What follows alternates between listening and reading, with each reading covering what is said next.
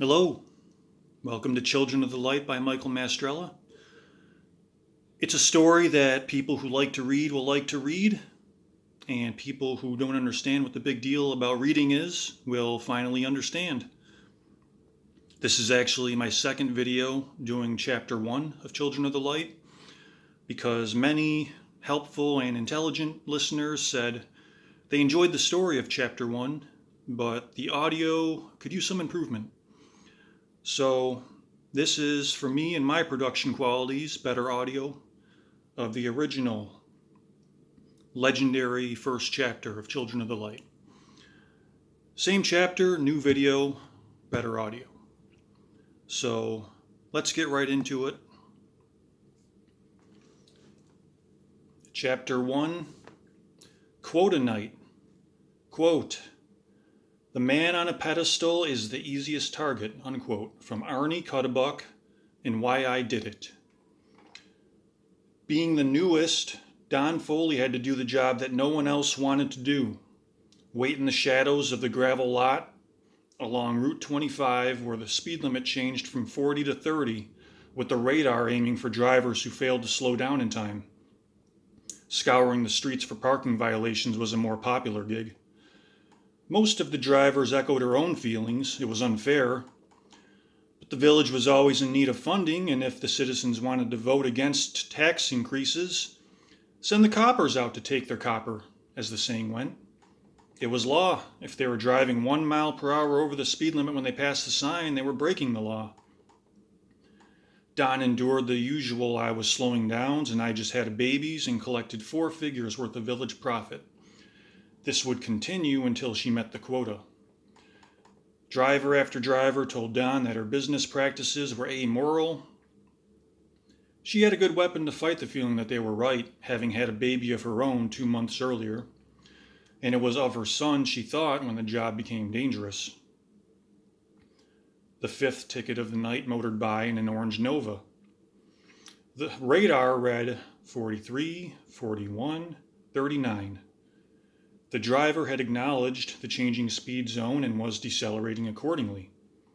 Officially, they had broken the law. Don pulled her cruiser onto 25 and turned on the red and blue lights.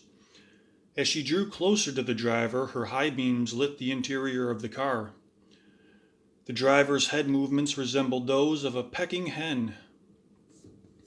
No one needed a degree in psychology to see that this driver was frustrated. After they were stopped on the shoulder, Don ran the license plate and brought up the driver's legal history. Jason M. Tosh, 27, 5'11", 175. Parking violation 3 years previous for facing the wrong way. Nothing else. Not bad for 9 years of driving. What the heck? Don would let him off with a warning. There would be other speeders coming through, more deserving of a fine. She armed herself only with a flashlight and approached with the usual caution. "Do you know why I pulled you over tonight, sir?" "Because you're a fucking bitch, officer." "He's having a bad night. Give him a chance to redeem himself." "I beg your pardon?" "This is your way of leveling the playing field, isn't it?" It was in his eyes. The man was going into diatribe mode.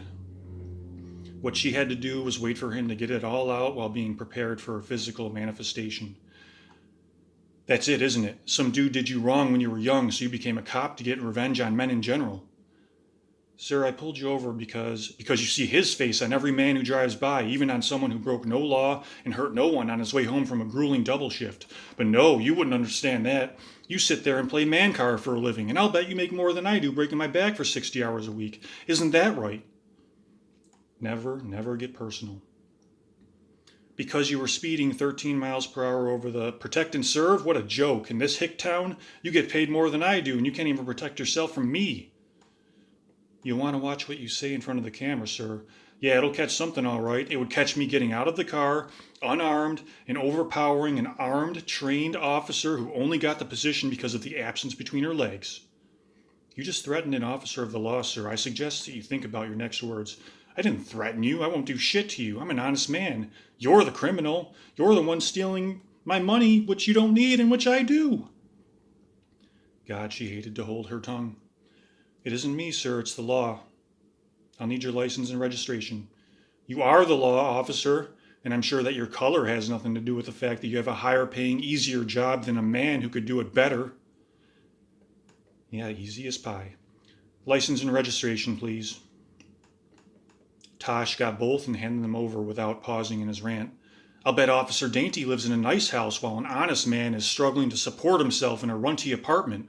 Go ahead, take more money. You need a third overseas vacation more than I need a car that doesn't stall. I'm not taking your money, sir. I'm doing my, not directly taking my money, but taking it all the same. You get paid to ticket me. If you didn't ticket me, you wouldn't get paid. Ergo, you are taking my money. Thank you, she said, turning away with his license and registration. Before she started to her cruiser, he stopped her by adding, You know what I've been doing this whole time? What have you been doing this whole time, sir? Memorizing you, so if I ever see you outside the uniform, I can spit right in your face, and I have hepatitis. She hummed a nice medley while drawing and printing his ticket. Back at the Nova, she offered the printout to Tosh. You have a court date on the 23rd, or you can mail it in the payment by then. Tosh looked at the printout, sighed. Can you just let me go, officer, please? I'm a good man. Rather than feeling satisfied that she'd held her ground until he pled, she was sickened by his attempt for sympathy after all he'd said. I'd love to, but then I wouldn't get paid. He nodded, snatched the ticket. That's how it is, isn't it? You just hardened my reserve. Thank you. He turned the ignition and sped onto the road. But it wasn't long before she saw his brake lights flash. These people have to be accepted as part of the job. A potential sixth ticket sped by, a white Caprice easily going 50 well into the 30 zone. But Dawn was outside her cruiser and had no radar to support her argument. More than that, she was just unprepared to haggle another driver so soon after the last fiasco. She went to her cruiser and drove back to her hiding spot, looking forward to her goodnight call to Adam. She took a moment to compose herself, listening to the crickets, frogs, and some cicadas make their night music. It was muggy, and the creatures of the woods were celebrating the weather. Don remembered Jason Tosh again and decided it was time to call home. Adam answered after one ring. How's the night going? She wanted to vent, but knew Adam was headed to sleep after the call and the stress would keep him awake. The sounds from the woods are nice. How are you and Cam? He finally stopped crying, so we're both good. Why was he crying? The usual. Any trouble tonight? She tried to hold in her sigh and failed. The usual. Whiny, whiny, whiny, right? Right. The last one threatened to infect me with hepatitis if he ever saw me again. Oh, geez, what a scumbag. Where's he live? Why? Just in case, if we're in his town, we'll know to watch out. I don't think he really will. Just in case. 14 Lane Road over in Juniper? Lane Road? He actually lives on a Lane Road? Sounds made up. All street names are made up, sweetie. True.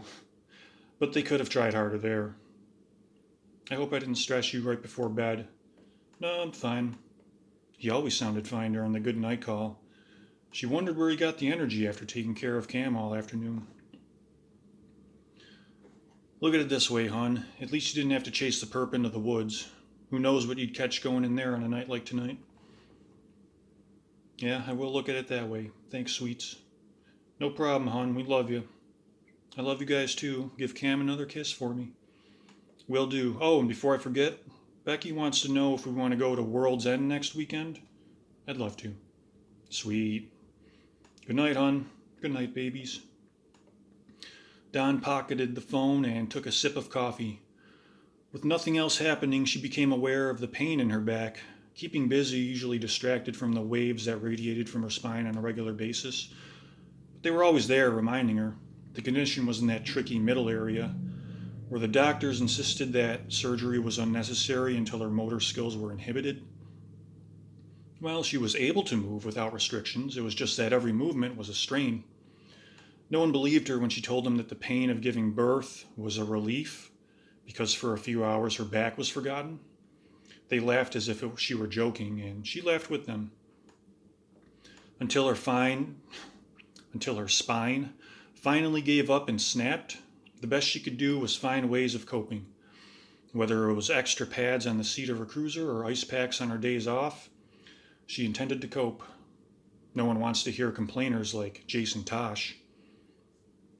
Checking the weather forecast, there was a report that the first tropical disturbances of the season were blowing off from the west coast of Africa and might gather power through the coming week. Before she could make it to next week's local report, another distraction sped by. No, not another distraction, the same distraction. It was a white Caprice driving 20 miles per hour over the speed limit for the second time in 15 minutes. As Dawn pulled out onto 25 with the red and blue lights flashing, it occurred to her that this driver either wanted to be stopped or didn't care. That typically meant that something was happening that was worse than getting a speeding ticket.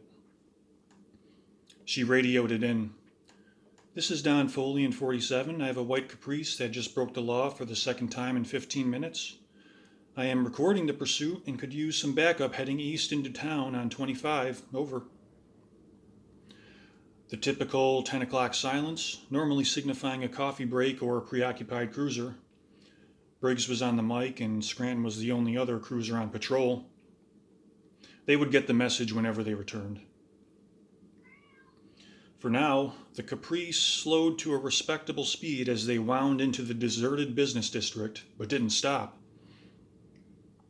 Don flicked on the siren, hoping they would take a hint. They didn't. They continued right on through to the other side of town. The white Caprice definitely wants to be pulled over, but they want to be pulled over in private. "We're heading east on 25 into farm country, requesting backup. Over." Nothing but static. "Briggs, Scranton, where are you? Over." This was a situation in which she was limited by her lack of experience. She had never heard of a radio silence lasting this long and had no previous encounters to act as a guide. Something was definitely up with this driver. Letting the vehicle get away would make her a lazy cop and a guilty human being, especially if she learned later on that there was something bad happening here that she could have prevented. The white Caprice finally pulled to a stop on the shoulder.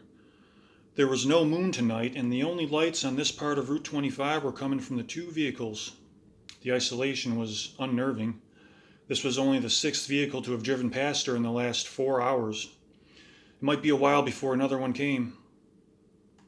With her high beams lighting the Caprice, Don ran the license plate. Better to know who you're dealing with before you call it in again. She found that her hands were trembling as she brought up information on William B. Davidson, 6'5", 240. The high beams did indeed light a large man.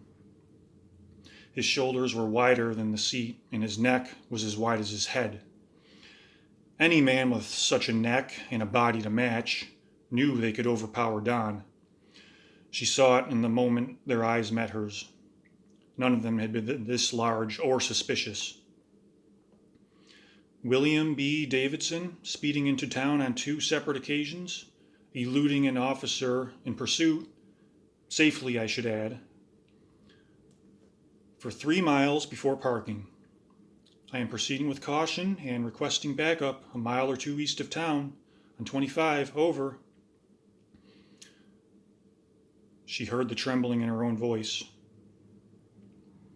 and the response from the radio was static. Don was scared. Ordinarily, she would have liked the idea of arresting an actual criminal instead of finding innocent civilians, but nothing about this was right. Nothing was routine. The fact that Davidson had no criminal history in 38 years of living was slightly reassuring, and this could be a simple DUI, but you had to assume the worst when dealing with the unknown, and the radio silence was helping Don with that. Staying focused on Davidson, she got out of the cruiser, unbuttoned the gun holster, and started toward the Caprice. And that concludes Chapter 1. I hope the audio was at least good enough to where Nobody says any more comments about it, and their only comments are, "Hey, I like the story." "This is why I like to read." Or, "I never understood reading before, but now I understand. This is good." Because I hate to toot my own horn, but toot toot. If you're just getting started, this is a heck of a ride you're getting into. And I hope you join me for the rest of it.